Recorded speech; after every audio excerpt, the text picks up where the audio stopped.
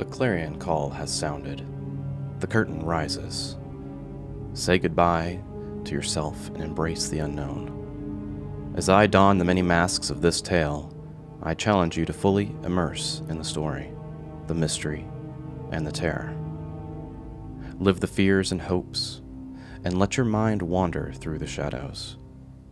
Uncover the secrets that lie beneath, for the only certainty is the mask you wear. Embrace the transformation, commit to the journey, and let the masks of Nyarlathotep reveal its truths to you. Are you ready, Michelle? Yeah, my journal entries pretend I had time to write down what happened while we were standing there. Right, and that's okay. I think I told at least you and Chad, and so now the rest will know, that once we build these up, you'll have more than one to pick from, right? So you really only have like one to pick from at this point. But after we all get to go, or you all get to go, you'll have 4 to pick from, or 3 to pick from. And so it doesn't always have to be the one from the previous session, because you'll have other ones that you didn't get to read that may make more sense. But for our purposes, it's serving really good. It's a recap, essentially. So we're okay with this. Pretend that's what mine is. That's recap. perfect. That's exactly the purpose we needed to fill at this moment, anyways. Because you don't have anything that you want to like slyly uncover yet. So yeah. I think it's fine. I think it's perfect. Well, here we go. To Madame Zeroni. Dear grandmother, I hope this letter finds you well. I wanted to share with you the events of my second day on this expedition, and let me tell you, it was quite a doozy. We started the day with some casual shopping around the hotel. The crew and I stumbled upon a delightful young girl named Rizzo. She was a bit younger than me, but remarkably fluent in English. We struck up a conversation, and she seemed quite pleasant. However, tragically, I have to use past tense to describe her because she's no longer with us. I'll explain more about that shortly. After our shopping excursion, we headed to the museum to meet with Professor Sanchez. We were eager to gather any insights he had regarding this expedition and Mr. Larkin's involvement. Professor Sanchez appeared genuinely interested in preserving the artifacts and joining us on our journey. However, Mr. Larkin seems to have conflicting views. I'm not too sure how I feel about either of them. Professor Sanchez actually says his student assistant is helping him, and what do you know, it's Rizzo. Mr. Sanchez asked us to locate Rizzo in the museum's basement where she was conducting research. But to our shock and horror when we found her, it was a scene unlike any I've witnessed before. Rizzo lay on the ground, almost mummified-like, with a significant portion of her chest missing. The sight was truly astonishing and unnerving, Grandma.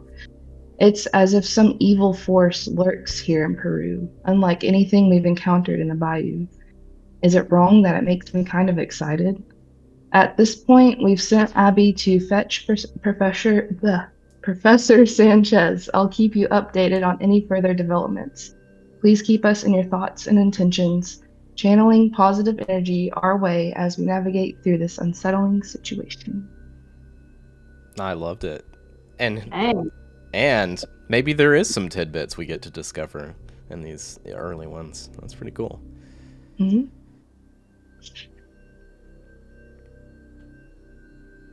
All right.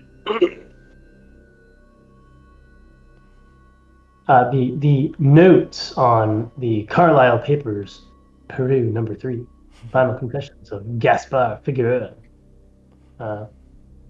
on vellum, originally the Spanish written by Gaspar Figueroa, a Spaniard who had traveled to Peru with Francisco Pizarro. According to the text, Figueroa set out to seek his own fortune following Pizarro's assassination in 1541. He was accompanied by Hernando Ruiz, Diego Garrido, Luis de Mendoza, and Pedro de Velasco, fellow conquistadors who had served with Pizarro. They traveled into the southern highlands of the Andes looking for treasure, hoping to make their fortunes before heading back to Spain and retiring in luxury. Hearing rumors of an ancient temple filled with gold, the men set off into the mountains southwest of Lake Titicaca. There they found a pyramid surrounded by a maze-like structure of underground tunnels. The walls of the tunnels were inlaid with intricate gold carving. The men pried out a large section of the gold, exhausting themselves in the attempt. That night as they rested, an evil sickness befell Figueroa's companions. In the morning, there we go. In the morning light, they looked gaunt and deathlike. Complaining of agonizing hunger, they pursued Figueroa. De Mendoza caught up with him and started to devour him like a human leech. Figueroa shot his friend in the head and fled, pausing only to snatch as much of the gold as he could carry. Figueroa eventually arrived back in Lima, hoping to get passage home, but he was too weakened by his ordeal. Figueroa describes himself as wasted, little more than a walking corpse. I read Final Confessions as Figueroa's attempt to lift the guilt that his avarice has placed upon him. He believed that his fate and that of his companions was brought about by their desecration of a holy place, and his most fervent wish was that he could undo the damage he had inflicted. He describes how he can still hear his friends' voices crying out with inhuman hunger, and how in the dark of the night he can hear another voice, ancient and seductive, promising him eternal life if he returns to the temple. The voice told Figueroa how to contact it, but it seems Figueroa was too afraid to ever attempt this. A postscript was written by the priest who performed the last rites, stating that Figueroa died the day after completing his final confessions. His last words were an entreaty to whatever gods were listening to forgive him his blasphemies. Nice. Leech. Yeah. A human leech. So you had to go back because of De Mendoza? De Mendoza, he shot. No. I was asking Zach, did he have to go back to Delta Green Notes because of De Mendoza? Oh, no, I did not. No, sorry. Not yet. TBD. Yeah, thank you so much, Chad. That is great because now everybody knows a little bit more about what's going on there. Yeah. Of course, I think technically, currently, Vincent's still in a bit of a stupor. Yeah, that is up to you for sure. We have a few, maybe like it's a few rounds. I think we rolled on that, so you play that how you want. I like to leave those in your hands because that always has better results. As incapacitated, I just imagine that he's not doing anything of his own particular accord right now. He's waiting for this feeling to pass and or someone else to make a call. Yeah. So we know he's run off. He's freaking out. He's probably clutching this paper that he just read in his panic. Yes. But I imagine he's still just kind of sitting there, a Um, little wigged out. and remind me, and this is for everybody, did y'all run up to go meet her before? Yeah, we ended up in the room. Are you sure? Because I know that she got there first. Yes. And I don't know if y'all. I'm positive y'all haven't arrived yet. But My recollection, we haven't left. We haven't even there. left it. Okay. She went to go report. Okay. I went to go. Best I recall. Yeah, I went to go find him. Yeah, she went after help because we have a dead person, so we have no idea that currently things are being set ablaze. All right. And what this fuck's dead or dying? I don't remember. Yeah. So let's get into it. So you and oh my gosh, it has been 20 days and I've already forgotten his name. Yep. I just wrote the professor. No. Professor Sanchez and Elias. Thank you. Elias. So yeah, Elias was putting out the papers. Jackson Elias was putting out those papers when you walked up. Saw him. Found out that it looked to be some kind of distraction. Elias was like, the professor. And you guys ran down there, and the professor was writhing on the floor. And his face, remember, it had that like white, like waxy substance all over it, and you could see it looked like it was like burning his face. And he was like, he kissed me. Yeah. Okay. Now I remember. That's where we stopped. So we're gonna pick up. Who? No, he just said he kissed me. He kissed me. And so we'll pick up right there when Abigail and Elias walk in, and his shirt is like his button down. You know, it's humid. You can hear the fan like going. It smells like sweat and heat inside of here. His shirt is pulled open. Maybe he was writhing in pain or something. His button-down shirt is pulled open. So you can see his chest, and you can see his face in horror and pain. He is not emaciated like Rizzo was. And he's just writhing there, and he just keeps repeating that over, like, he kissed me, oh, he kissed me. And he's just incomprehensible, writhing there.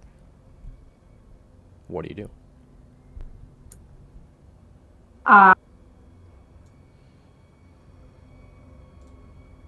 Go to Elias and make sure that the papers are put out. Yeah, you already did that. You already took care of that. Yeah, You're done. Done. Different room. Done with that. Different room. Different room. Okay, sorry. I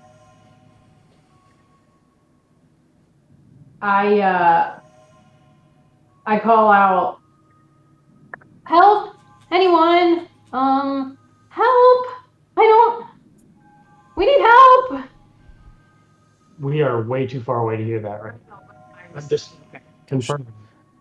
Elias looks at you. He's like, I don't know what kind of help. I don't know what kind of help anyone else is.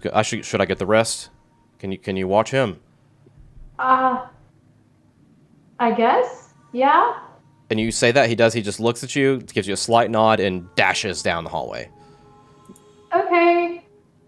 I'm gonna find anything that I can, like pole or stick or something, just to like hold something long to just hold. Okay, there's a hat and coat rack, right? Perfect. You just grab that. Yep. Okay. I'll take that and just kind of like, because I don't want to touch him because of whatever white shit is on. Yeah, just like all over his face and like a little bit on his neck, and it's burning. You can see it like, and you can just start to smell like burning flesh like around his face. And you're looking down at him, and his eyes just kind of like roll back into his head, and he stops making noise. I'm gonna take out. I'm sure I have a little, thing of water or something. I'm gonna take out a little bit of water and hold the pole with one hand and go over and pour a little bit on his face to see if it washes away or what it does. Okay, and you've got like that pole, like I'm thinking like an animal, like you're just kind of like pressing it down to hold him down. Is that what is that the idea you had? Kind of holding him still. Okay. Yeah. Okay. Yeah. So you're taking your canteen or whatever water, iced tea that was on there, pisco sour, splash it all over his face, and you do see that like some of it kind of goes away, but it looks like it needs to be wiped off to really get it off there. It's kind of waxy. It's weird. And at this point, after you do that, Elias, you hear Elias before you don't see him. You hear him yelling down to you. It's like, crew, come quick, the professor. Hold on. And that's to the rest of y'all. Y'all hear that. Let me look at something real quick. Okay, while she's looking, do you guys hear that? Start making your way up. What do you grab and what do you do on your way out of here? I don't know. So I guess I'm not sure what I would grab. There's a dead body in front of me. I didn't bring anything down. Clarification. Someone picked up the golden thing, right, and has that in their possession. I'm assuming they're taking that with them. I guess that's what I meant. I guess. I have the paper that I took off of her. Yeah. I don't recall. I feel like somebody said they were getting it. Did I put it in my bag? It was Iris or Declan. So if you, it probably was you. If you're thinking, Iris can have it. If I may have said it, I honestly don't remember. But it's fine. No big deal. I think it would make more sense for Iris to grab it. Yeah. So Iris, you had that in your bag. You look around. Rizzo's there, whatever, and you hear that, and so you guys do whatever. I think we had already made sure, like that paper was the only thing of note on her. I believe we already verified that. 100%. I'm no doctor. There's nothing I can really do about it. So I assume that I'm kind of come to. I imagine Declan's probably kind of taking charge here. So I'm not going to be the first one to dash, but I'm getting up off the floor and getting ready to follow, I suppose. Perfect. I hate to do this, but is there anything valuable on her that we can see, like jewelry or anything? Are you a thief? I don't have a lot of money. Okay. Yeah, she has some nice rings. They look like the stuff that you found at that booth that you guys were at a while back. Yeah. A beautiful brooch necklace on too, and some rings. I'll slip those, but nobody sees me take them. Oh, it's not that easy. Oh, okay. Give me a sleight of hand. Okay. Where is it? It's underneath science. You have a 10. I have to open it up. Let's see. Sleight of hand. Oh.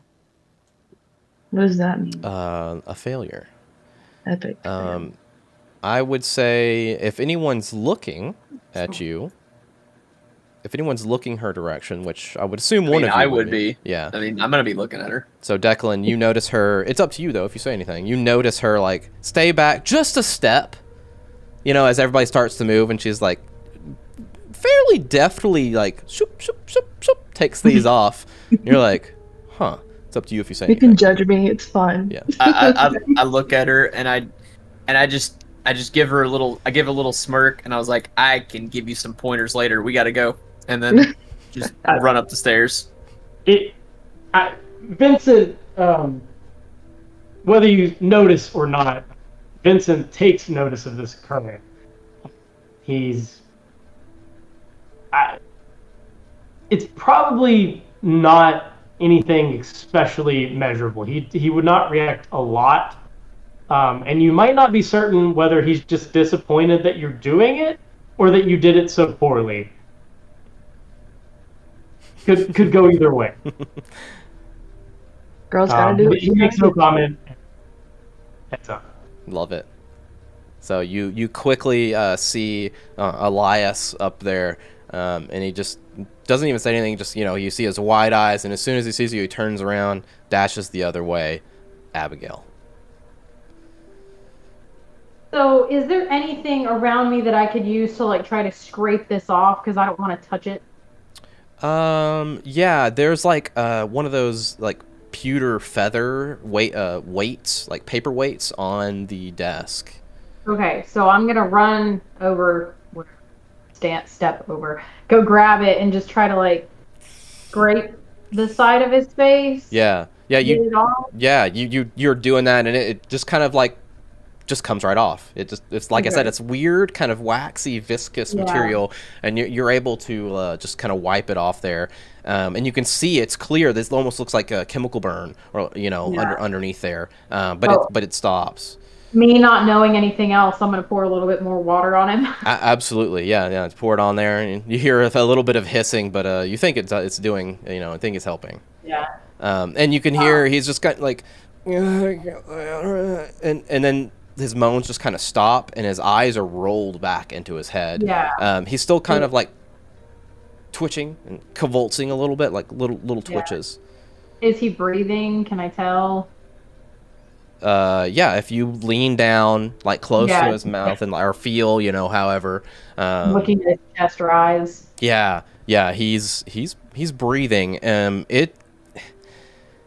fact, if you're looking at his chest, roll me a spot hidden with advantage, a bonus die. Ooh. And to do that in the system, I forgot. Right click, hit bonus die +1. That's it. You got it. Roll. If you want, you can spend 5 luck to make that pass, or not. What did I even roll? Spot hidden difficulty check. 25 is your. Is it on yours? It says, yeah, you rolled it, Zach. I didn't click it.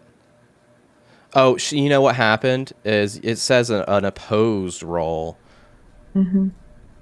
Don't right click. Just do it again. Do a regular click and then adjust it to 1. That'll do it. Oh, okay. I deleted your. There you go. There it goes. Perfect. There it goes.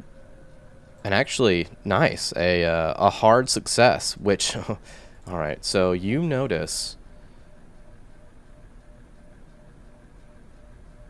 Sorry, I'm going to my... You notice... you notice... You're confused at first. You're looking down, you're like, is he breathing? And you see like a little bit of movement. You're like, oh, thank goodness he's breathing. And then while you're watching, you notice like his like stomach kind of like move a little bit. And then like it does it again. Like you see the breath, and then something kind of like it looks like it's like right by the skin, just kind of like press through and like move over. Yeah, it is vomit-inducing kind of like movement inside of him. Roll me a sanity roll. I stand up immediately and hold the thing down like on him. Okay. Yeah, but I'm rolling sanity. How to roll sanity? Oh, you failed. Okay. You will take 1 sanity damage. And I'll do that, so don't ever worry about that. I'll always do that to you. Yeah.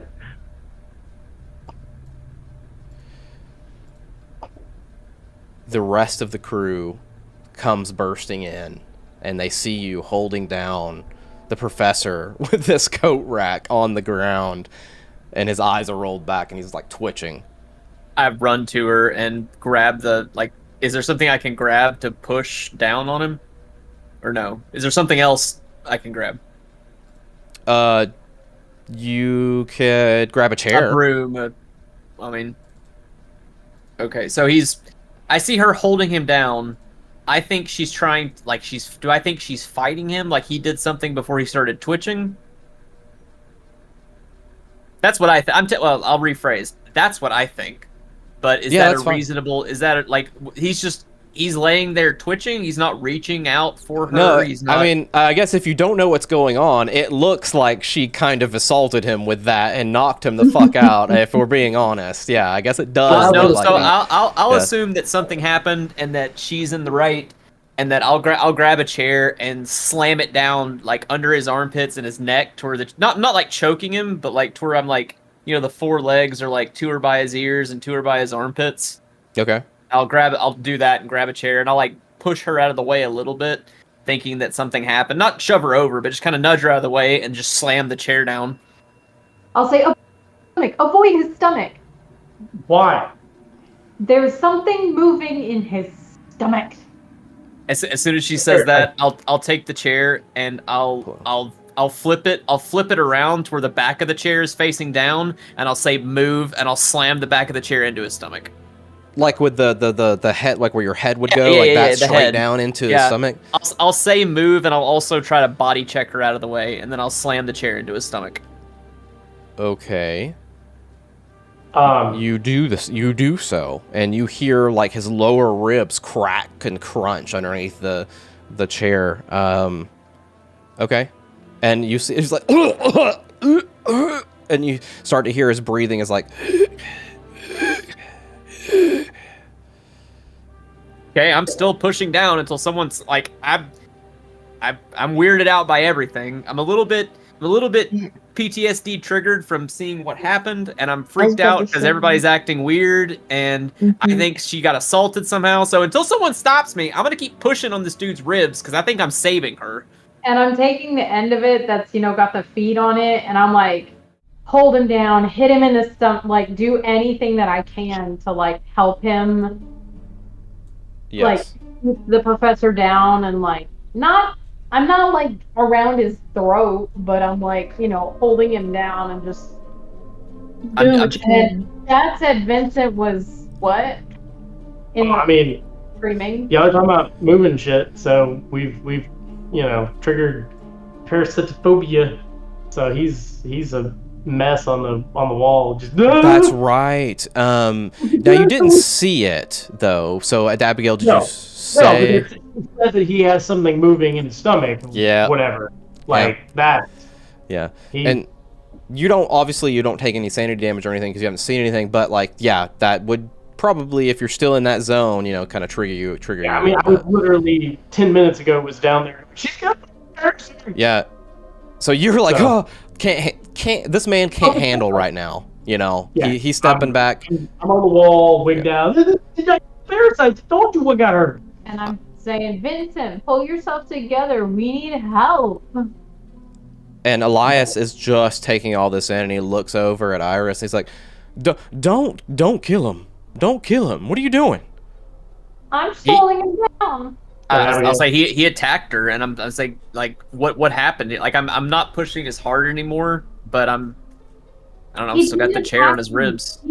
He didn't attack me. I came in here and found him like this. He had this white crap all over him, and I got it scraped off, and I like point at the pewter feather or whatever over there, and I'm like, I got it scraped off, and I cleaned him up, and I thought he'd be okay, and then his stomach started moving, and I freaked out, and I was just holding him down. I look at you and I look back. I'm like, oh, and I take the chair and I remove the back of the chair from his ribs. I'm like, well, he's got a lot of broken ribs now. This must be what happened to Rizzo because it looks quite familiar. Yeah, we need medical. So, is there a doctor in the town? You need to look, I guess, at Elias. I'm like, someone needs to go get a doctor now. Yes, I know. But more importantly, what did you see? What do you mean? This man is dying. What do you mean? More importantly? Yes, it's more. It could be more important. Me? Yeah.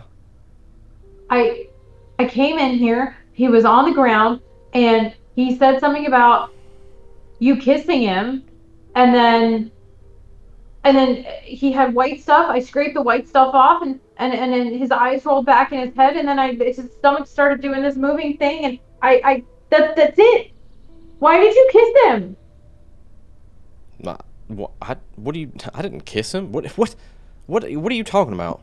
I break off one of the chair legs and I like hold it out at him. I'm like, did you poison it? I think he poisoned him. I'm not mad that he kissed him. No, like, I came and got y'all. What do you? Because I have no idea. He just said he kissed me, so I can make any assumption. No, I was with the professor and I smelled smoke, and so I said I'd go check it out. And then you found me and he kissed me. He said he kissed me. Well, this particular he did not do any kissing. You were the only one here. Who else could it have been? I go to Iris. I'm like, Iris, can you go talk to some of the help, like someone else in the library? Can you go get someone to go get a doctor, please? Can I try and do some like first aid or see what I can do since I have? Yeah, first aid? absolutely. And you look down at his chest and you see that like. If you try to touch him, I'm gonna stop you because I don't know if he's poison or contagious. So if you reach down to try and touch, I'm gonna grab you by the shoulders and like gently, but like try and not let you get close to him. Roll a sanity check since you see this down on his stomach. Would he Me or Declan? You, Iris. Okay. This guy is already our friend. Look, man. Oh, nice. Look at that. Yeah, so no sanity. And yeah, so you have a little like, what are you thinking you want to do? What's your first aid? Are you first aiding like we got to get whatever's in him out? Is your first aid? No. We want to try to fix his ribs. You want to help him breathe. What's your first aid? Go to his like head. Like I'll go around over where his head is and like see what I can do to like get him to talk or see if he can talk. So like help get him to breathe. Something like that. Roll me a first aid check. Oh, nice. Yeah, hard success. Very good. 13 under 40. Yeah, so you kind of like, now this is Vincent may, or Declan may intervene, but you're like positioning yourself to kind of like adjust his airway a little bit, and like you start to put your hand like underneath his back to like try to help with some of that pressure, and you're trying to adjust him so maybe he can breathe a little better. I mean, I'll ask, I'll like try, I'll call out and be like, he might be contagious. Like if, I don't. I'll say wait, and I'll like hand her like a sash or something that I've got, a handkerchief that I've got, and be like, at least cover your hands. Okay. You do that, and you're like positioning him, and it seems like he's breathing a little bit better. Like you've reduced whatever you've done, you've reduced some of that strain. and he still has some labored breaths, but they're not sporadic. Okay. Still, the man clearly has broken ribs and something inside of him, and something else that happened to him, right? And he can't talk to us. His eyes are still rolled back, and his head. Well. And while you're sitting there, they kind of like come back, but then his eyes close. Oh gosh, he's not yeah, dead. He's gonna be. I mean, I tried. I after I broke his ribs, I tried to get the guy a doctor. What can I say? Well, I look at everybody and I say, I don't think there's much we can do here.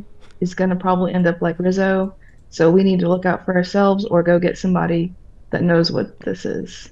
If we think he's gonna end up like Rizzo, we need to get the fuck away. Yeah. Agreed. What happened with Rizzo? Go see for yourself. A gesture down that way. No, you know what? I'll take you. Come on. I grab him by the top of the arm and move him. Let's go. Push him down.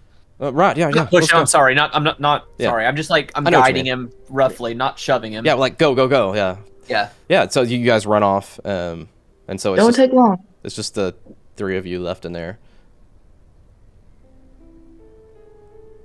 To the parasite. Gotta watch out for the parasites. I know. I'm like intently watching his stomach and like his mouth, and I'm just intently watching the body to see if anything comes out, moves, or anything. I think we should like prop him up and like stay by the door just in case something does pop out of his body or something. I don't want to touch him. You're already touching him. You've got him in a lover's embrace, down there on the floor, holding him up so he can breathe. Yeah. I'll just prop him up against the desk or whatever he's beside. Mm-hmm. And let's get away from him. Yeah. And I'm gonna keep the door. Okay. Just ready to. What happened to the parasite? Where's the parasite? He was in his stomach. What kind of parasite is it? I don't know. To be very clear, Zach, you said it was inside. When you described it to her, didn't you say it was outside? Inside. There was you have like a baby in your stomach. Yeah. I guess. She felt it from the outside, that it was moving with it. Yes, she saw it. You could see that like lump kind of like move underneath the skin. I've been pregnant. That's what it feels like when you have a baby that is gigantic rolling around in your stomach, and they go. Yes. So it didn't. To be clear, it definitely wasn't baby sized, but you definitely saw something, maybe a 4-inch divot, kind of like raise inside the stomach and move. That's was it spherical? Perhaps a glass sphere? Unfortunately, it wasn't spherical or a glass sphere. It was tubular, in essence, I would say. It was tubular. Like grandfather, like grandson.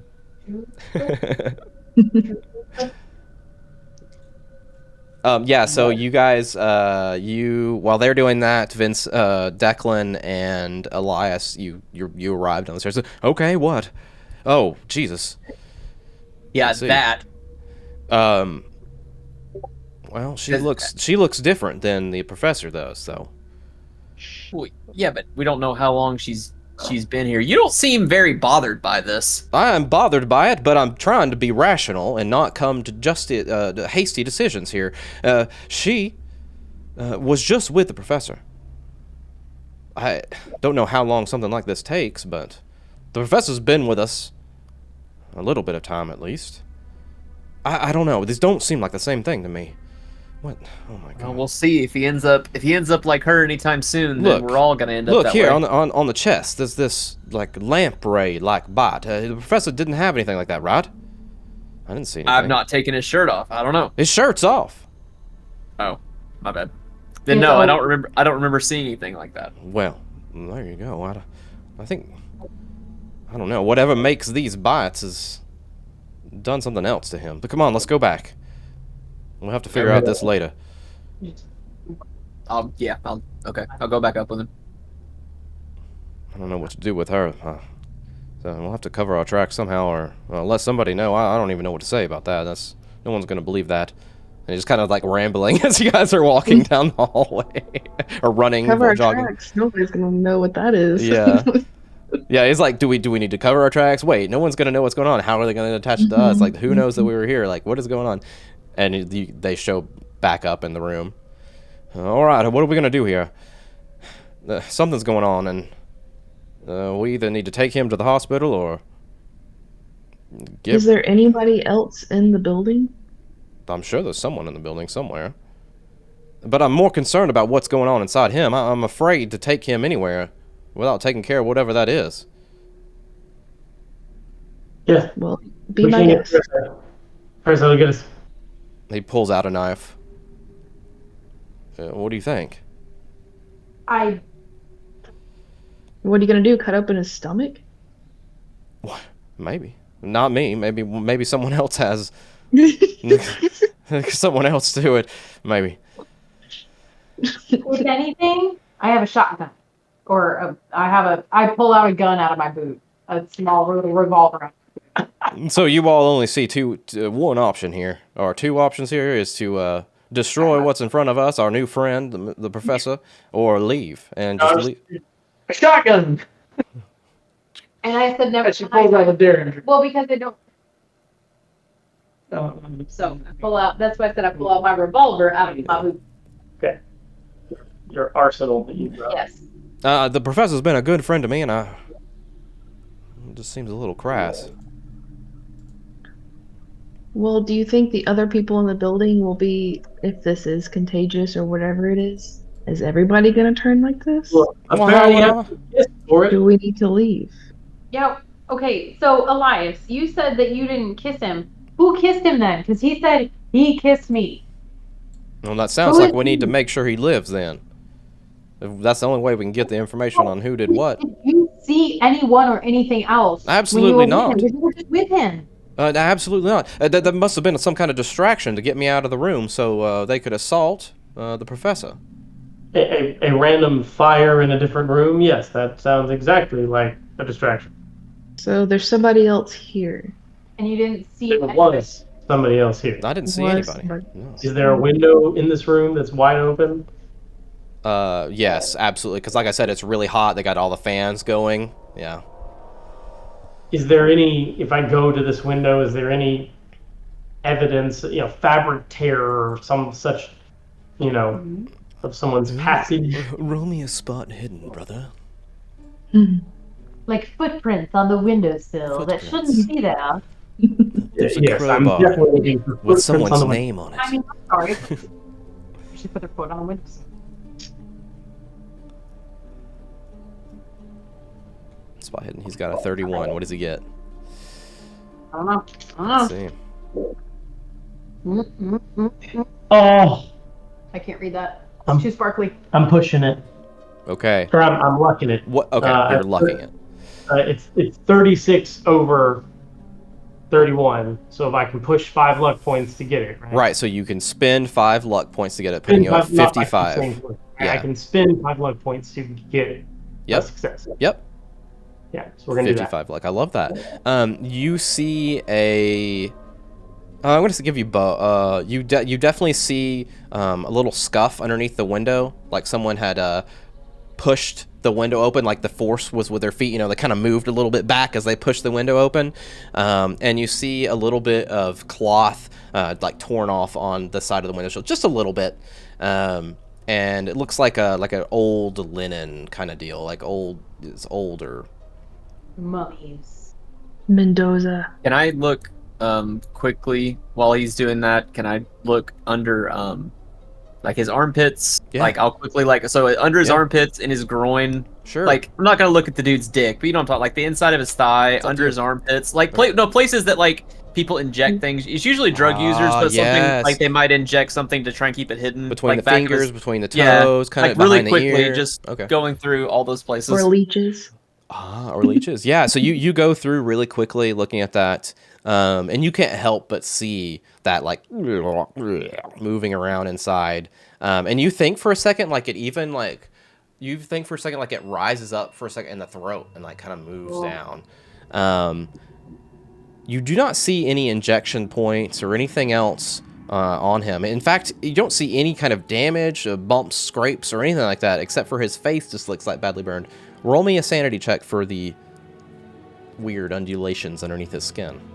And Vincent, I'm assuming you're very clearly like not even looking his direction since they told you. At all. I am very intently looking at this window. Speaking of, do I see any of this waxy substance over there as well? Not a speck. In fact, you gotta look around. You don't. Tiny bit of fabric.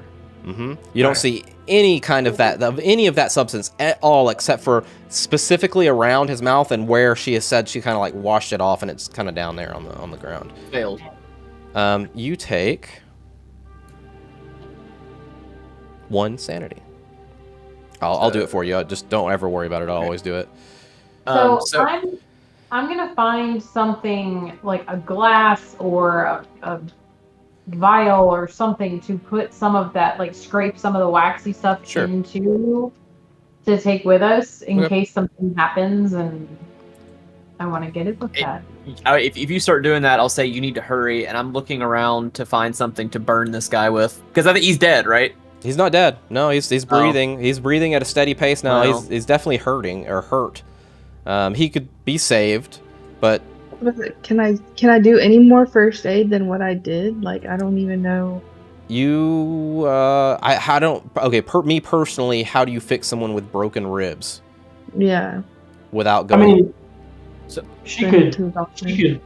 You think you could wrap brace around him to help support? I think that's within the realm of first aid. Don't you? So I think so too. When she's already done it, so like I was just said, she supported her. So I figured she could like wrap. Yeah, like they do. I think that's fine. Like he's breathing fine. You've supported, like you've got his chest kind of wrapped a little bit, and in doing so, you let's see, what did you grab the curtains off the window and just kind of like tightly wrap him up, maybe break the chair a little bit and make a little brace around his chest to hold him. And he's breathing normally, but he's still unconscious. Something is wrong with him still. So, I mean, I'm struggling with not killing the guy because he's got a giant thing moving in his body that I can obviously see. It's big enough and strong enough to push out like a xenomorph, which I understand in context. I don't know what that is. I'm just saying it's big enough and strong enough to push out. It's not like it's a fucking like tick under his skin that's slightly moving around. Like it's this. I saw it go all the way into his throat. I've seen it push out into his stomach and chest. To be clear though, he said it's only a few inches long, like 4 inches long. Yep. Still. But it's strong, but like, that's a lot smaller than I thought, but it's still strong enough to push through like his abdominal wall. It's super fucking weird. I just want to make sure you heard that. Okay, you know what? I'll take a different tack. This is still within the realm of what Nolan's granddaddy would do. I whip out my knife and I say, "Somebody hold him." All right, I got you. I'm holding the thing. And I look at Iris really quick, and I'm like, "Do you have anything that'll help him? You got like 10 seconds. I'm about to cut him open." I'll look at my bag. Would I, like psychoanalysts and stuff, would I have like a sedative? Is that within reason? You know what that is? It's a luck check. Okay. Yeah. Sure. Luck. I think that's within reason. Let's see if he brought it. Yeah. That's a big nope. That's a 99. Does Iris have something in her bag? Like anything? Like an opiate kind of thing, or like natural version of one, or barbiturates? Is that something you delve into? The physical version of the occult? I don't know. I didn't think about that. Yeah. Okay, she does. So that's a no. Yeah. I pull out a flask. A flask of whiskey. Whiskey. All right. I mean, if you can get it, I grab it. I grab it from her, or I'll tilt his head. One of us will pour it down his throat as best we can. I'll kind of like tilt his head up. I take a little swig first and then hand it. I kind of pour it down, and then I rip off his shirt's off. I take, I move everything out of the way. I pour it on him to sanitize it a little bit, and then I look for the thing. So do I see the thing moving? Did you pour it in his mouth too, like give him some? I just want to make sure I understood right. Yeah, I thought that's what we'd do first, to try and cool. I don't know, something. Yeah, and then give him like half the bottle and then pour some on him or something like that. Yeah, cool. Where's the thing right now? The thing, it seems to rise up, like it's given a bunch of that alcohol, and you can see there's like resistance of the professor, like like natural convulsions to the swallowing of this hard alcohol in this copious amount, and you see that thing kind of like rise up, and it kind of like undulates right here. So if I see it, I immediately like piston my hand out and grab him at the base of the throat, like kind of choking him. Yeah. I'm not trying to choke him, but I'm choking him. I like it, yeah. And then I grab it, and then I take the knife and try to cut. Like I'm just trying to trach him, yeah. Just press. Yeah. You just press it in. So I try to like in my it's within the realm of something I would have seen a medic do. Yep. Declan has not done this. I would have seen a medic do it. So I'm trying to remember what they would have done. And so I grab it and I try to slice open and probably miss the first time and just see blood coming out. And I'm like, fuck. And then I slice again. Let me look. Okay. So we're going to do a roll, but don't be worried because I'm going to do something else anyway. So I need a medicine roll and you have a 1 in it. Okay, well. Hold on. I'm going to roll anyways. Hey, I'm gonna luck it. I've got enough luck to do that. You rolled a 9. I've got enough luck to do that. Holy moly! Technically, he only needs to spend 8. Right? Yeah. You only need to spend 8. Yes, thank you for that. Hey, so let's take a look at the system here, Declan. I think if we click that, it opens up. Does it open up for you, Declan? It says 1/10's dice. So if you click your name, does it open up further, or is it just a me thing? That's just a you thing. Okay. If I click on the roll, it says 1/10's dice, but my name does nothing. If you click the spider-looking thing, click that. 1/10's dice. Okay. Oh, wait. Spend 8 luck to pass. There you go. Click that and let me know if that... Let's see what 9 luck spent 8. And let me check your luck here. You were at... Now it's at 40. Perfect, right? Because you're at 48. That should be right. I was at 48, I think. Love it. Nice. Clap. Yeah, so cool. You it's potentially very useful information, so yes. I'm checking something here. Roll me. What's the max damage on a knife? Or not max damage, but I think it's I want it to be a 1d4, so that's what my unarmed is 1d4. I can just roll that. Yeah, that's fine. Roll a 1d4. I've not selected a target. Yeah, don't worry about it. Just ignore. And you can just do /roll 1d4. You don't have to worry about all that. Just click roll damage. Success. You succeed anyway. Click roll damage there. Yeah. Fuck, there's so many buttons. 5. Oh, it's because you got a plus 1d4. Oh, wait, what did I do wrong? You do 2 damage, or 3. We'll give you the higher one. You do 3 damage. Okay, cool. So, okay, let's back up now that we've resolved what you did and what happened there. So you lean into Elias is holding him, underneath his shoulders there, and Iris has braced him up, and Abigail's got the coat rack kind of holding down his lower torso support part there, and I kind of imagine you could just kind of straddle him for a second, line it up, and you pour down the alcohol down his throat, and quickly just jab it into him, just giving him a very, very large 2.5-inch trach, or however large the knife is, I don't know, just right in there. Right. And you instantly see some of this like white waxy substance kind of like seep out of that hole, and immediately see this, it almost looks like a large glob of fat just kind of go out of his mouth. And it's like I said, about 4 inches long, maybe 2 to 2.5 inches high, of this undulating fat, for lack of a better term. You can't see through it, but it's that same color as like raw fat you would rip out of someone. That putrid yellow, white, creamy color, and you can see it undulating and pustule like a grub. And it kind of writhes on top of his face. And I'm gonna roll initiative for everybody. No. Okay. Yeah. Hey, Zach. Yeah. I was curious what the weapons table said. Yeah. A small number, a example being a switchblade, Okay. is 1d4 plus DB. Plus damage bonus. Okay, so it is his damage bonus. Yeah. And now, if this is it's more like a which it's like it sound more right to me. It's 1d4 plus 2 plus DB, but obviously your call on that front. Okay. All right. I caught most of that.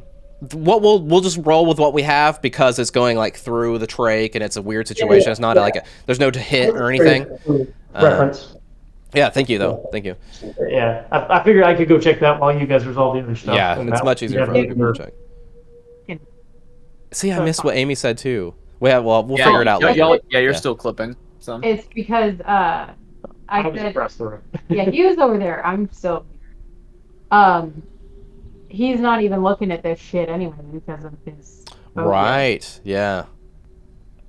I wanted to do something useful. Sorry. Oh, thank you.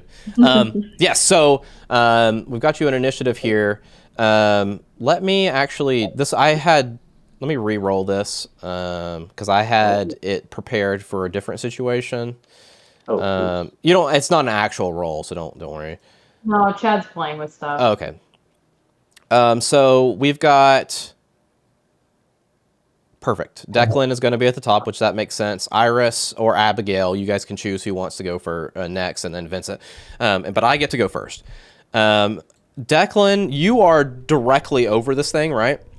I mean, you see it just kind of like glurp out onto the face, and you see it.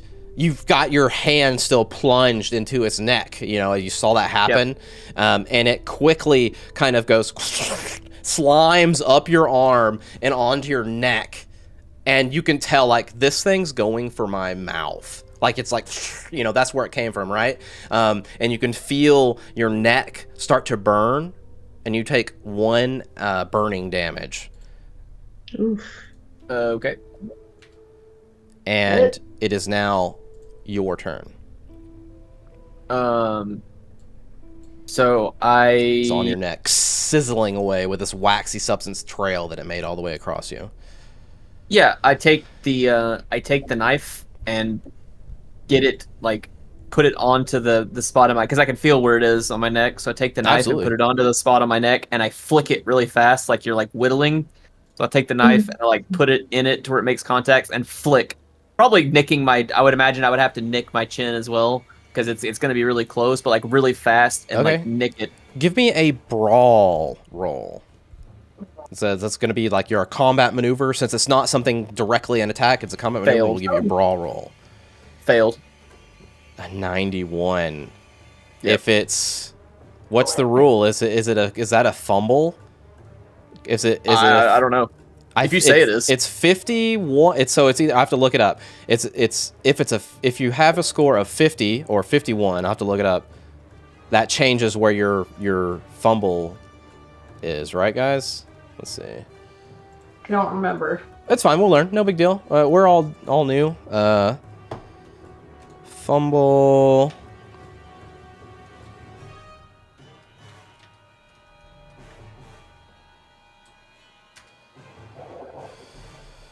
All right, Mike's character's already had 1 parasite of a ball inside of him. He doesn't need another parasite. He's okay because of 2 things. So if your score is 50, you're only going to roll a fumble on 100. If your score is below a 50, it's 96 through 100, which is also okay. So you were unable to flick this off. You thought you knew where it was, but really you just kind of reached up and you flick some of that waxy substance right behind it off. Okay. I also obviously shut my mouth and biting so hard I'm biting into my cheeks. My mouth's already bleeding. We see clamp down. Love it. Yeah, the trickling blood coming off. You're like, not gonna happen. You little fat. And also, I mean, I'm not still on the dude. I would have I'm pushed myself Sure. away. I've flown halfway across the room at this point, slammed into a desk. I don't know, whatever's in my way. Like, Sure, I'm yeah, not just calmly you're sitting leaning there. back on the professor's desk now, stuff's sprawling away, and you're like, ah! Or, not that, because your mouth is tight shut. Right. Love it. Right. Iris, or Abigail, whoever wants to go. You guys both have a 70 initiative there. Go ahead.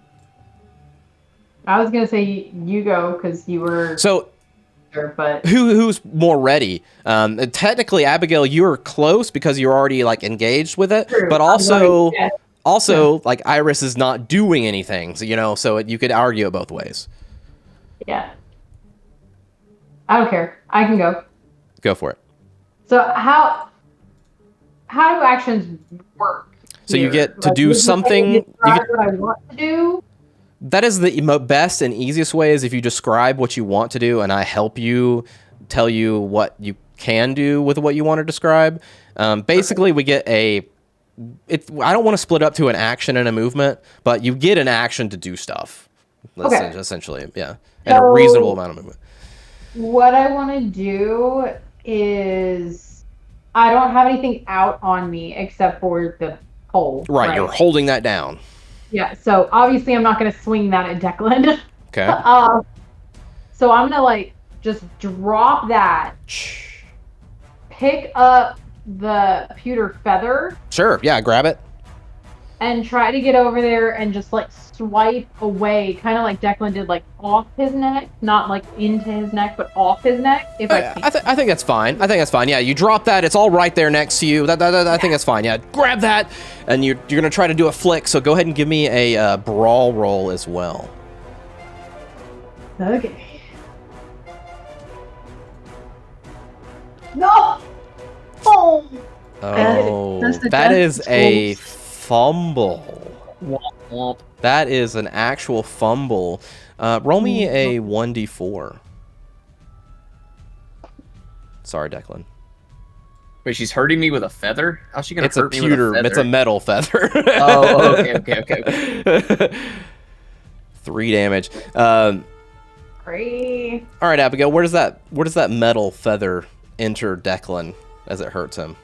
I think it just scrapes his chin. Okay. Along his chin, along his jaw right here. Just, Okay. Yeah, it's kind of serrated, kind of. Yeah. Just makes a. But not the jugular, just here. Okay.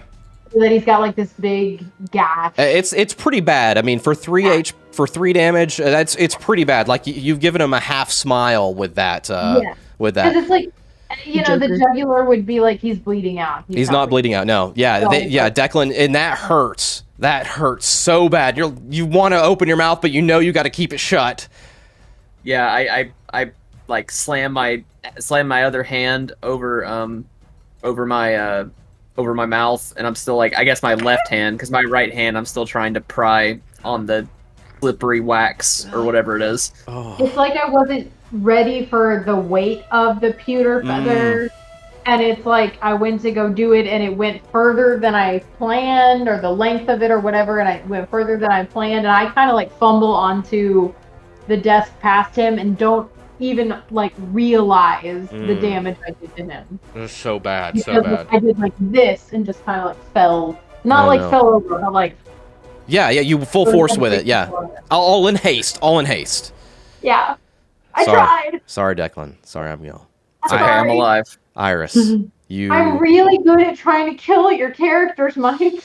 I know. This isn't the first time. Iris, it is your turn. That's the sad part, is that it's not the first. Tell me if this is silly, but I will listen to anything. I rip up the curtains that I had to wrap around him. Yeah, I mean they're on his chest. Yeah. So I took a little bit of that, and I'm gonna try and get it, take it off of his neck and tie it up somehow. So what we'll say is you it. have some left over next to you. How about that? You still have some left. Yeah. And you want to use this as mittens to do a grab? To grab and tie up, so we have it captured and we can kill it inside of the curtains. Yeah. So you're reaching down, grabbing this, and you want to go scoop it up and try to wrap it up really quick. Yeah. Give me additionally again a brawl roll here. Trying to scoop this thing off. Better. Hey, let's go. Oh, an extreme success. Under a 25, a 3 under a 25. It doesn't get much better than that. The short girl doesn't have weapons, but she knows. She knows her curtains. And she reaches down, grabs that curtain, and just sweeps it up quickly and just starts like wrapping, and you're like rolling it into a ball. And I imagine you just kind of like take this ball and you set it down and you just kind of like stomp on it, what's left there and trying to hold it down. You can feel this unnatural power in this like globule of fat trying like pushing back against this, and you can immediately see this white substance seeping out of the curtains, and they're like starting to like sizzle. Good job. It's in the curtains on my neck or off my neck? Off your neck, on the ground. Her foot is on top of it. The curtains are around it. Okay. It is. Never mind. Vincent's turn. So she has this thing wrapped up in a curtain. And it's on the ground. It's not on him. So it's at this moment you all realize that from somewhere, Vincent has pulled a revolver. Don't shoot my foot. Out your ass. Shoot the foot. Not literally. Shoot Don't the foot. figuratively. Shoot the foot. And it's no longer on Declan, so and he can't visibly see it. So I think he's gonna take a shot at it in the curtain. Yes. Remember, her foot is on top of it. Foot is on it. Iris, you don't need a foot as much as you die.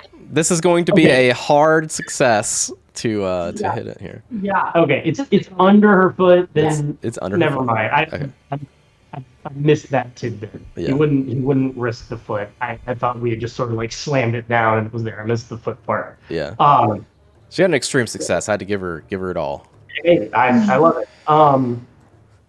Well, so he's still holding his revolver. Yeah. And he has it trained on that area, and he will just say, Pistol whip it. Your foot. I'll move my foot really. he is not physically going to get closer to this thing. Yeah. Mm. So you just got your gun pointed at Iris there. Yeah. Oh gosh. So while y'all are being little pansies, I'm starting to get woozy, and I'm kind of like blinking my eyes, and I'm seeing like 4 of everything. Wow. Yeah, you're bleeding. He is not going to shoot, but he will say, if you move, I'll shoot it, or whatever. Like he's gonna be, I don't know if you want me to do that. I don't think there's really like a delay, but if you'll call that like a called shot or something, I think there's a called shot maneuver. So essentially it would have to be her turn before she moves again, and then you can go after her, But I would say shooting, that's hard. But if you have other things you wanted to do, like stab, I would imagine you could get around that pretty easy, because there's a distance between her foot and what's underneath, right? But for shooting, it's a little different because you're coming down on it. And I get that, but between the phobia of the parasite, I don't think he has a knife on him at this point. No, that's fine. I think your idea is perfect, and in fact, strap his gun on because, I think he's not equipped to go into the jungle, so he doesn't have a machete or a combat knife. I mean, he might have a pin knife, but I don't think that's gonna. But I think your idea is good too, though, because maybe we amend it a little bit and say, you're thinking if that thing moves, I'm gonna fucking fire at it, kind of deal, right? That's what I mean, right? Let's do that. If something about the foot situation changes, yep, he's ready to take a shot. And like I said, let's do it. I don't recall if there's a delay mechanic or if we'll just call it a called shot to get a bonus to the next. I think that's a mechanic. So we can wait, aim. We can wait a turn, and you can aim, and then you can only act on your next turn. But I'm fine with you just saying I wait, and then something up to your next turn you can shoot if it gets out. Okay. I'm fine We'll with do that. Okay. We'll do that. Yeah. Okay. So this, you're there, ready. You say, if that thing moves anywhere, I'm gonna blast it. Yep. And you can feel this underneath your foot, Abigail, just kind of like writhe out, and you see this white just kind of like just kind of just slide out of one of the creases of the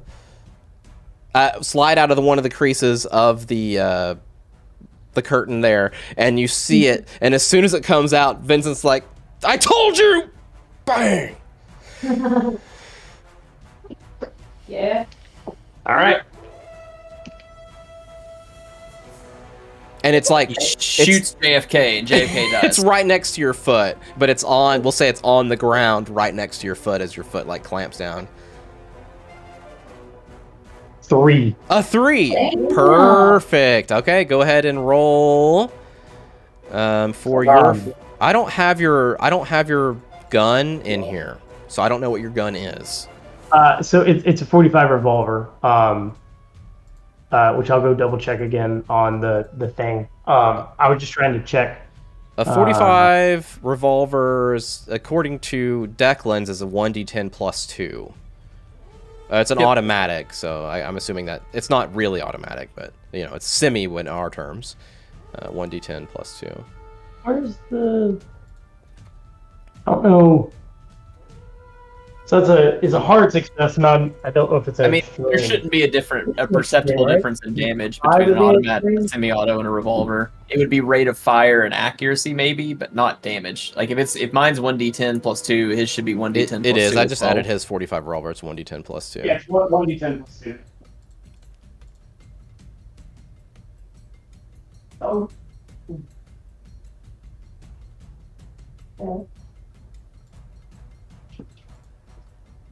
What did you roll, Chad?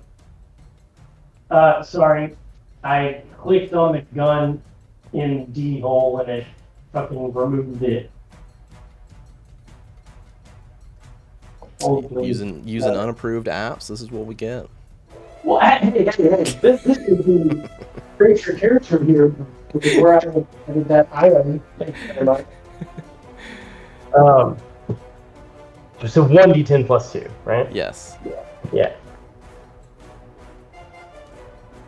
A 10. A 10. So 12. Jeez, wow, okay.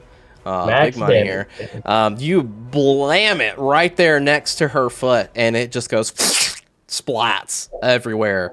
And you just see this like little sizzling white, just kind of like for a good like 2 feet around it, in the direction of the bullet that you shot, just kind of sizzling away and just turning into nothing as it's just sizzling there, like it's evaporating.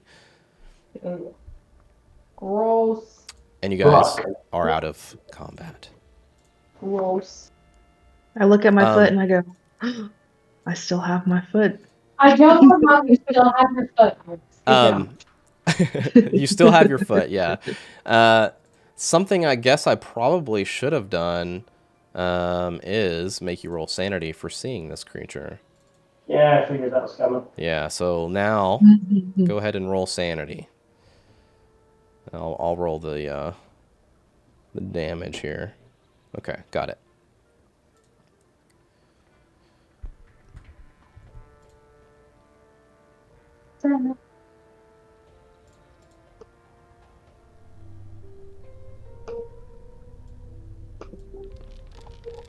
Oh, a failure, Abigail. Yep. You take 2 sand damage. Gross. Could be worse. Could be worse. It's good. Very not be worse.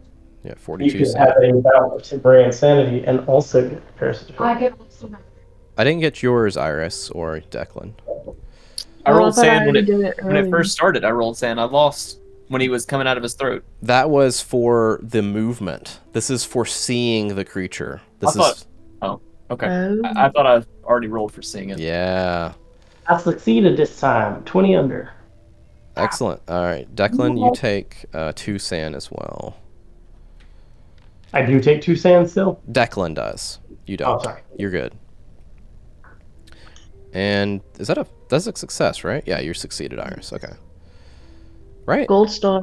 Gold star means succeed, right? Yeah, you got 70 sand. Okay, that's what I was confused. I'm like a 53. Yeah, okay, 70 sand. Pretty good. All right, good. Yeah, you take 2 sand, and you know what we need to do? No, tell me. I'm gonna tell you. We need. I need to go. It's something I need to do, I guess. Or you guys can do. I'm gonna go into your notes and put the sanity loss for what this is. Because if you guys encounter these again, you can't lose any more than 5 sand from them. If that makes sense. Oh. Yeah. So after you hit 5 sand from it, then yeah.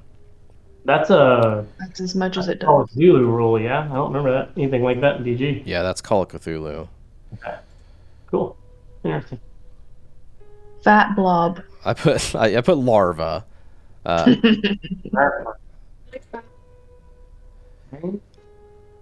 It just takes me a second, so bear with me. Sorry. I could make a macro for this, and this is something I will investigate. Don't be ridiculous. Yeah. There you go. All right, all you guys. God.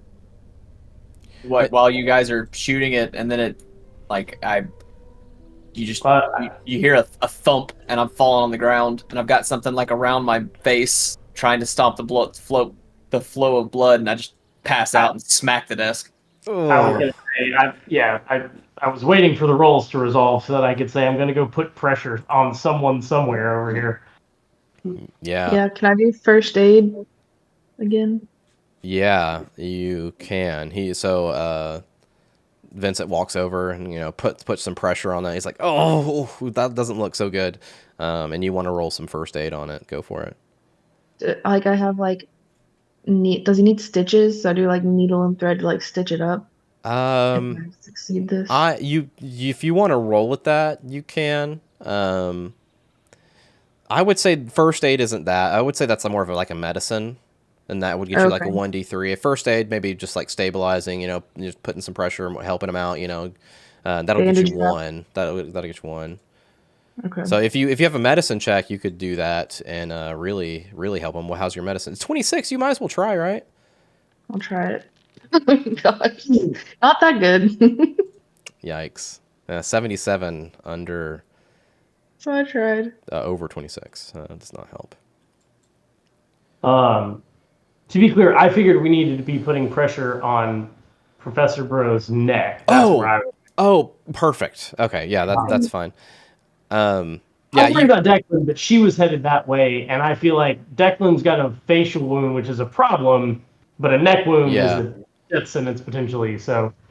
Yeah, so you try to fix up his face, and you're like, I can't do any better than this right now.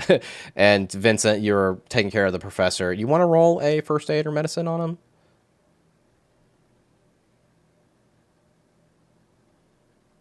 I've got a little bit of first aid. Yeah. My medicine is literally minimum, but I can at least try on the first aid front.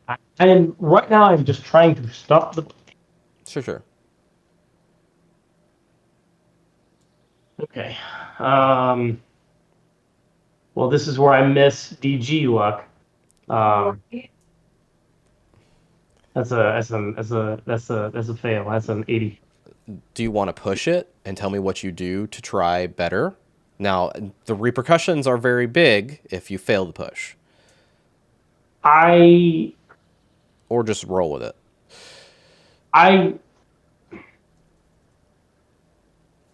So remind me of the push. So you have to describe. Failure on a push is a fumble, right? Essentially, basically. Yeah. Essentially. So, yeah. Long story short, it is. I can come up with something. I just essentially come up with something bad, honestly. You can choose to take what you got, or a fumble with, the situation. I'm trying to staunch the bleeding in hopes that someone else who actually knows what they're doing can save him. I am literally just trying to buy him time. Yeah. So first aid is in medicine are one a day, I think. I will have to go re-look at that rule, but I'm pretty sure that's how it is, because that's how DG is too. So I didn't know. Sorry. yeah. I mean, But the good thing is you're looking at it. You've got them like patched up. You were staunching the bleeding. You failed, but you didn't. He didn't gain any health. Right. Buy some time. Right. He looks like he needs to go to the hospital. But he is stable at the moment. You're not killing him. Yeah. All right, to the hospital we go. Yeah, I'll wake up. So I was woozy and just kind of from pain and everything, like kind of lost consciousness. But then when she's prodding my face, I wake back up and I'm like, "Fuck!" I like spray blood all over her face. And I scream and it like comes off on my. And I'm just kind of like I think I need stitches. And it comes out like I need stitches. I need stitches. No. Oh man. Okay. I'm kind of like holding my face together, and I take the curtain, that has blood all over it. I take another piece of curtain that's not touched a parasite, and I wrap it like an old dentist wrap around my face, and just try to like stuff it on there. And I'm like, okay, doctor, let's go. A character is limited to one successful treatment of both first aid and medicine until further damage is taken. So one successful doesn't mean one roll to me. Yeah, and until further damage is taken, which I presume he took some damage from that. Well, right? So what that means is that he can only get treated once until he gets hurt again. Yeah. That's what I mean, right? He got hurt by Declan, and then he got hurt by the stab. No. So he gets hurt, then he gets treated. If he gets hurt again, then he can get treated again. Well, so he wasn't treated. He wasn't treated in between the hurts, so he doesn't reset. Declan dropped the chair on him. Right. She stabilized his breathing with first aid. We're talking about different people. I'm talking about Declan. You're talking about the professor. Yeah. Sorry. Yeah. Sorry. I'm referring to the professor, who took two separate instances of damage, I believe. Yep. With a successful treatment in between. So I believe she could have tried with him. Absolutely. Right? I agree. Absolutely. And it does also say two people can work together to administer first aid with a success granted if either rolls a success. Which is cool. I think that's very fun. You want to try that? Yeah, I'll try. I mean, I don't really see the difference in just being able to have two people try versus two people working together to try. I guess that's a good because of this, Chad. What she just did. That's why. Oh. We're going to the hospital. What the hell is the odds on that? Wow. We're trying too much with him. Do you want to... You can't push that. That's 100%. What do you... Okay, so before we get to this, what were you doing? Okay. Because with these rolls, we can't just roll. So with Call of Cthulhu, we can't just roll. We need to describe what we're doing, and then we roll, and then we act on what we described. So what were you doing, Iris? And pretend like you didn't crit fail. Right. So he has a hole in his throat, right? And the thing's already out. So I guess I was trying to patch that up a little bit better than he did the first time. Okay. Okay. So knowing the rules now, and that we were doing this as a team, can I push mine? Will you allow me to retcon that now that we know that we can do it as a team? I mean, it's a fumble either way if I fail. Yeah, it's still a fumble if you fail, right? You don't take the better, I would imagine, because you have to act on the fumble. Your call. I'm making a shoot for the fences request of can I push mine? Yes, and you can push yours, but if you fail, he's dying. I was about to say, I basically killed him. Honestly, he's dead unless you succeed. That's what I'm thinking. So I'm gonna push it. This was a long shot at best. I'll push mine, and we'll let the dice decide. Let the dice decide. I cannot believe you rolled a 100. I can't either. A 99 and 100. And a 100 in the same session. Yeah, that's insane. The odds of that are astronomical. Yeah. And a physical 99 and a digital 100. Yeah.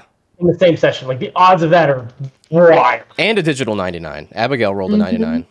I rolled a 99. Oh. Yeah, so that's 3. Yeah. So yeah. Jesus Christ. And my first aid's pretty up there. It is, yeah. You got a 40. Okay, that landed on the pile of dice. So Well, don't roll over pile of dice. did it again. Quit. So I'm not keeping it, even though it was good this time. We'll just don't roll up there. All right. It was a 60 the first time it landed on the dice for a 62. It was a 20 the second time it landed on the dice for a 22. Roll the third time. And it landed on 90. Oh no! Iris is leaning down. She's got her fingers there, and she's trying to like delicately, like put it back. Just make try to fix the situation in his throat, and maybe you do pull out some thread or something like that. Like we have to get this fixed up. And Vincent, you just kind of like come in. You weren't looking. You come in too hard, and her thumbs just kind of like dive in to his throat there, and you bump into her, and it startles her, and so she like pulls back because her hands start to burn from the acid on the outside of his throat, and she rips out, and you just see his throat just go glock, glock, glock with blood as he dies underneath you. Sad. We tried. Damn. What'd you do? Sorry. I'm just in shock. We did our best, but it wasn't good enough. I feel like my best. Listen, we'll deal with your existential crisis in a moment. I just like hang my head and like Sorry, close his Jackson. eyes. I'm sorry, Iris. Yeah. I guess you had it. And I'll close his eyes. Again. Again. Quit playing with his face. Somewhere, dude. He's been struggling and having this. Yes. I cough and blood goes on his dead face as his eyes are closed. I really need stitches. I'm not going to be an asshole and make you guys roll for sanity for killing him. We go. Declan, but I don't really know what to do because I don't think my 31st aid is gonna do much. I just need to go to a doctor. No. I'm vaguely walking. Stop. I gotta go to a doctor. I'm not even like staunching. I'm like not even like trying to stop the bleeding. I'm like sitting there like patting it, like very lightly, going, I can't believe I did that. It just I'm trying to like explain myself. Look, calm down. It's okay. It's okay. I kind of push your hand away. Like that hurts. I'm really sorry. Elias stands up. Look, everyone, what do we do now? Well, there's 2 bodies in this building, and someone's going to come eventually. We sure are. Well, he needs a doctor, and I point at Declan. I'm like, He sure does. Do not touch him. I've seen what happens. I'm not. I have the needle still in my hand. And it's like run out. It's still in his throat, like from a couple like sutures, and you pull out, and you're like, oh. Before the conversation Yes.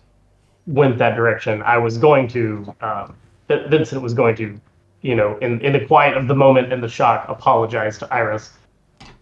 Go for it. Sorry, I guess should have left well enough alone. I thought I could help. It's okay. We tried. It all happened so fast. Next time we'll have some more delegation. What's gonna happen next time? For now, what do we do? Right. Well, I'm not sure. Can anyone point this back to us? I don't know if they can, other than How do check you explain what it the schedule, is? which I grabbed his book. Yes, take that. I'm gonna grab any like Who knows we're here today? relevant notes that Yeah, go for it. anything that is I presume he had things out that he was talking to us about, so like anything that seems prudent and on his desk, as well, in like I said, including his calendar. I'm going to keep those things. All right. And to answer your question, Jackson, I don't know that anyone other than the poor girl in the basement knew that we were headed here. Yes. No. Do you? I can't You hear you, know Amy. She said, and she's not going to tell anyone. the. You knew the professor pretty well. Do you know any of his contacts or His family? somebody that I'm looking for Yeah, him? his family. Should you leave them a note or? Well, that's just evidence to point to us, Iris. I don't believe us leaving anything is a good idea unless it's a fire. Oh, Or I just think we nothing. burn the whole place down. There was already smoke. that's I'm not true. sure that burning their cultural heritage down is the right call in the middle of this. I agree. I agree. I don't know that anything can track this to us. Right. You know, and the only person that might be able to help track this to us would be our expedition compatriots, who are suspect at the moment. And Larkin didn't even want him to go with us. That's my point. I don't believe they would be interested in tying us to this. All right. Look, before we get into deep conversation here, we did, a firearm has gone off. Someone's going to come looking eventually. We need to be off. Check your feet. Make sure nothing's going to drag on out. Let's get out of here.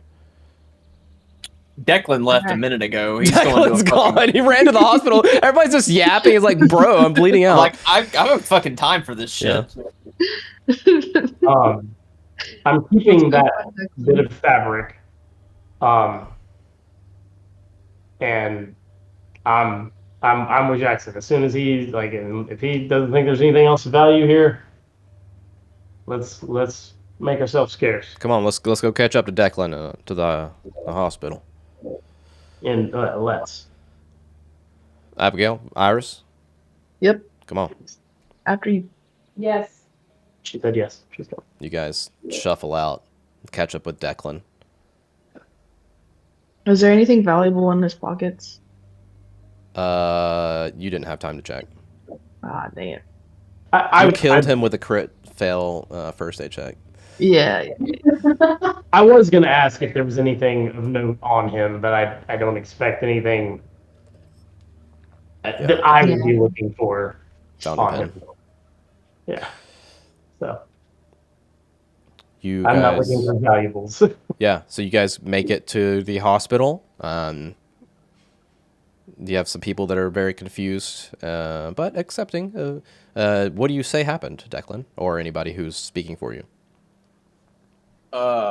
If they speak English, I just tell them that Elias can translate. I got in a fight. Someone tried to rob me, and he cut me with a knife. Okay. Okay, great. And so they take you back, and they start to try to patch you up there. I'm not sure that I even bother going in. I'm probably there, but too many people would just draw attention. So yeah, they are. Oh, that's actually really good. They're trying to patch you up as you go back and stitching you up, and you. I want to get your opinion first because this is your character. What does it look like? What happened to you? Like the extent of the damage, what is that to you? And then I'll describe how they heal it. Hold on. Fucking Joker over Mm-hmm. Yeah, that's what. Hold on. That's what I'm looking for. Hold on. Oh, you're looking for a picky. This. here. All right. He's gonna give you a This- side show me profile of this. who's like the Joker. Almost like that. I couldn't remember the name of it. Oh, that's a really good scar. Yeah, I like those. Those are cool. Cool. Yeah, I like that's perfect. The Glasgow smile. Yeah, I've always Chelsea heard it smile. called a Chelsea smile. Chelsea but smile. Yeah. Same thing. Like the band. Cheshire. Cool. Yeah, so they're able to suture that up. They're like, and it looks like it's going to be okay. You're going to have a gnarly scar like that on your face, but you gain 3 health back, which is pretty badass. You're just down 1 now, which you'll get overnight. Hell yeah. Yeah, so you spend a couple hours at the hospital. Whoever's not in the hospital, are you doing anything during this time? I'm there checking on him. Absolutely. This isn't that large of a town, right? Like, Uh, a better question: how far is it between the hospital and the museum? 10 minutes to everything. Okay. No. Well, is it safe to assume that the hospital and like the police and like fire and whoever might respond to some sort of emergency situation are probably situated close to one another? Yeah, absolutely. Yeah, 10 minutes to everything. So Yeah. I'm sort of at whatever inconspicuous location is also near there. Sure. So like Maybe a little I'm only bar? a minute away from the hospital or whatever, but I'm at like a pub or a store or whatever, just kind of loitering to see who's going to and from that direction and how much attention is being paid that way, just to Okay. sort of keep an eye on the exterior situation. Sure. Yeah, so you're looking over there during this couple hours, and eventually you see like some hubbub down that way, and some what looks like to be a policeman at some point, whatever their version of policeman is, shows up, and just kind of like gather around. You can see they're not letting anybody around there during that time, and they're just kind of like huddle up around there. It doesn't look like they're berating anybody or harassing anybody, but just doing their investigation about what's going on there. Sure. All right. Well, unless like you determine that there's something in particular that would wig me out about it. Right now, this seems to be what I would expect. Right. So absolutely. Yeah. This is totally what you expect. Like if you were a bystander watching this, you're like, oh, Something occurred over there. That's pretty much what you see. So I'm just keeping an eye on that situation until they come out. Okay. And then the rest of them come out of the hospital, and I guess maybe you told them, hey, meet me, blah, blah, blah, wherever you are, the bar. Yeah, once together, I'm going to hang here and keep an eye on things. So that's, yeah. Yeah, I would definitely stay with Declan because I felt so bad that it was my fault. Well, it was. I know. That's why I felt so bad that it was my fucking fault. It's okay. I'm super high now, and I don't have as much of a lisp. Yeah, what do you think they give you in the 1920s? What is straight up something? Fucking straight up opium, whatever version of they would have. I don't know what they'd have in Peru, but you're fucking zooted opium. For sure. Yeah. Yeah, I'm like balanced. I'm balanced. Right, yeah. I'm balanced on her shoulder, just like kind of smiling. Which we can't hear you. I'm like, come on. It makes it look even worse because I'm smiling now because I'm not in as much pain, but it's like messing with the sutures, and I look like a fucking. And she's like, stop smiling, stop. Like I'm like trying to like pull his like neck down, like okay, stop, you're okay. Relax, muscles need to relax. Yeah. I'm so sorry, Declan. It's okay. You have such a pretty face. No, it's okay. Sarah's gonna think this is so cool. That's my wife. That's her name. I probably haven't told you that, but like she's gonna think this is so cool. And I stop and I'm like, no, she won't. She's gonna fucking hate it. Do what? She'll have to get over it because she'll have to get over it. Won't have much choice. No, she doesn't have. Elias is like, well, you still look pretty to me, Declan. And he kind of pats you on the shoulder. I kind of squint at him, and I'm like, "You're not pretty." Come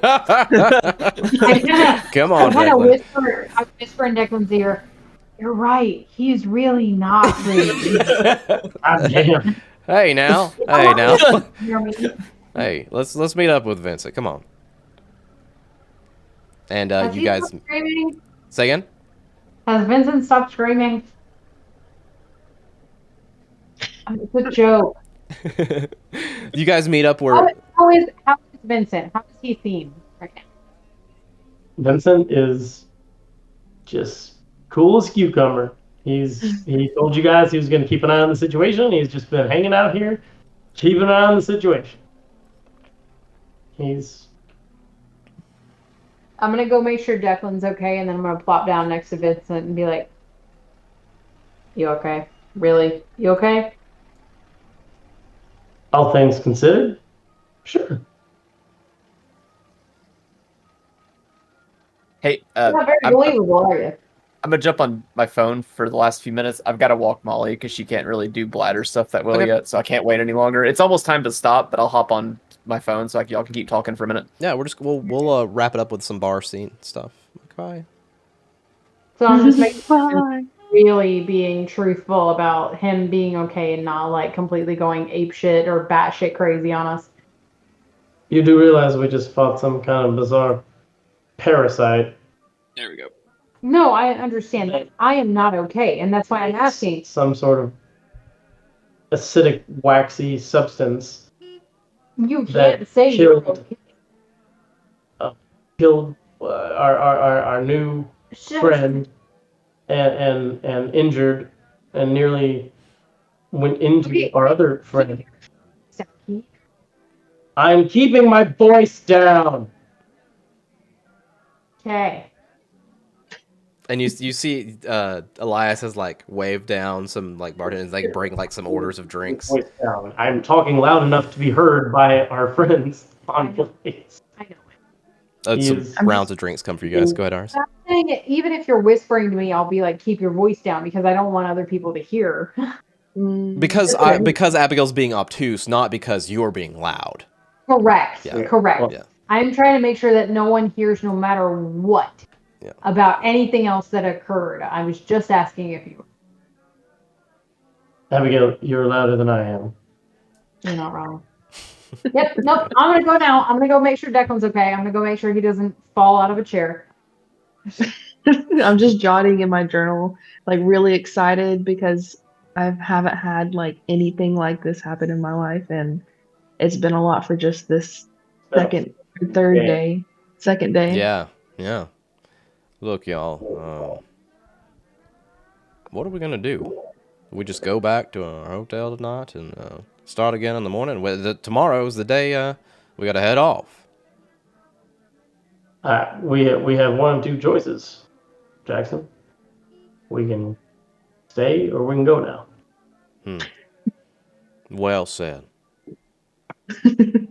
Are we all in separate rooms? I can't remember. Yes.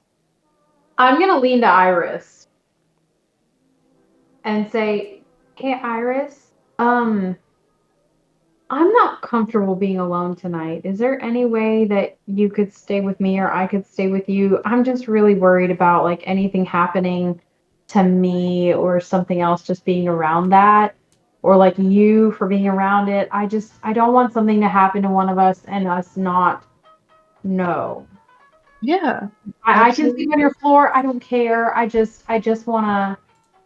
want to be alone. It's been a lot for one day for me, so I'm like, I really don't feel like I can be alone tonight.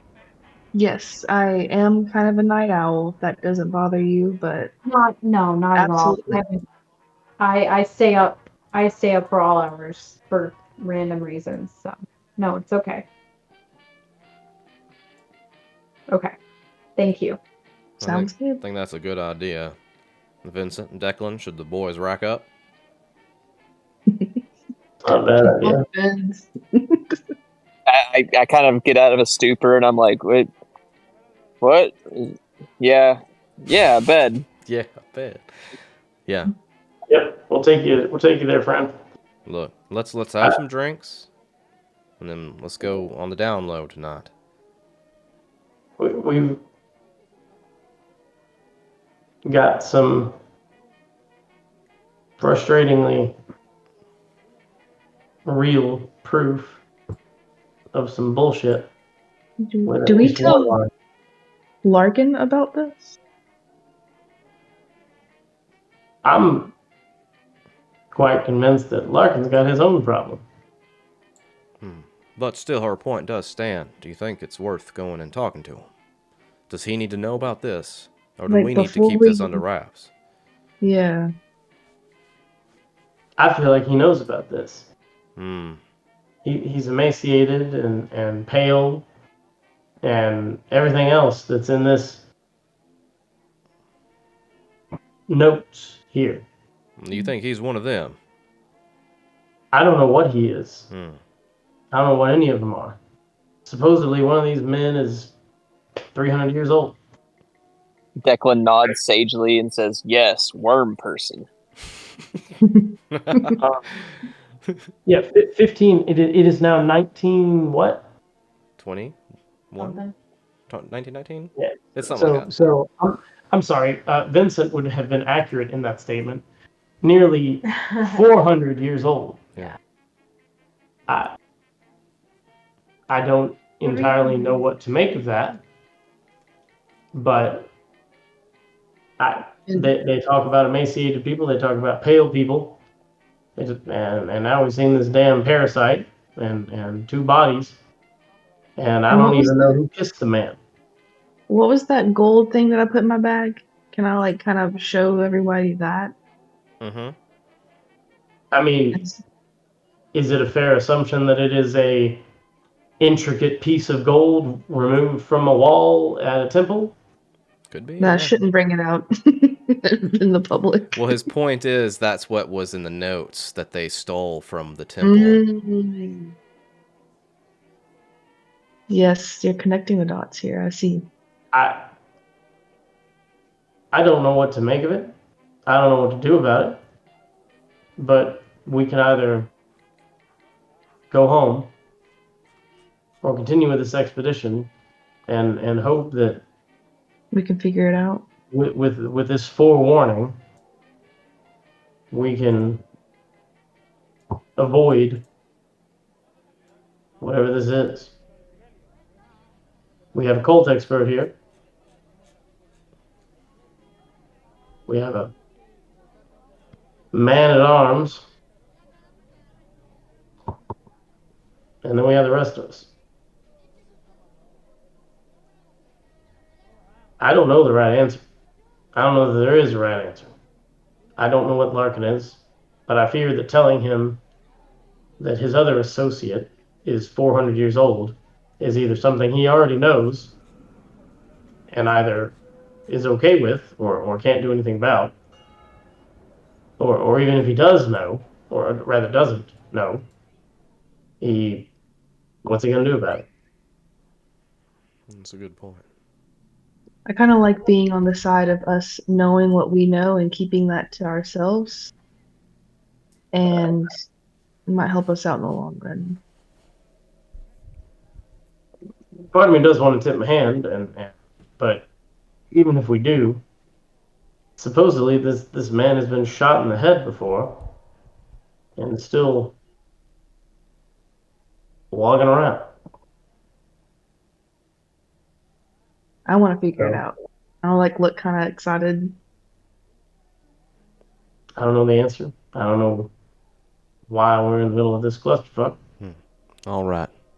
Let's keep drinking and think on it then. I think that's what I'm planning to do. And he raises up his glass and he's like, to this mystery. Cheers to the mystery and the answers, and hopefully all of us. Adventure. Nolan is snoring. He just picks up your beer and starts drinking it. That thing. I'm gonna go to the bar or something and get my flask refilled while we're here. All right, so you after you guys cheer, you walk over there and get your flask refilled and take a quick swig of it, and we fade to black. And we'll pick up there next time. Perfect. And thanks, as always, to Syrinscape for the amazing atmosphere and music. Make sure you check them out at Syrinscape.com. You've just got to be using it at your gaming table.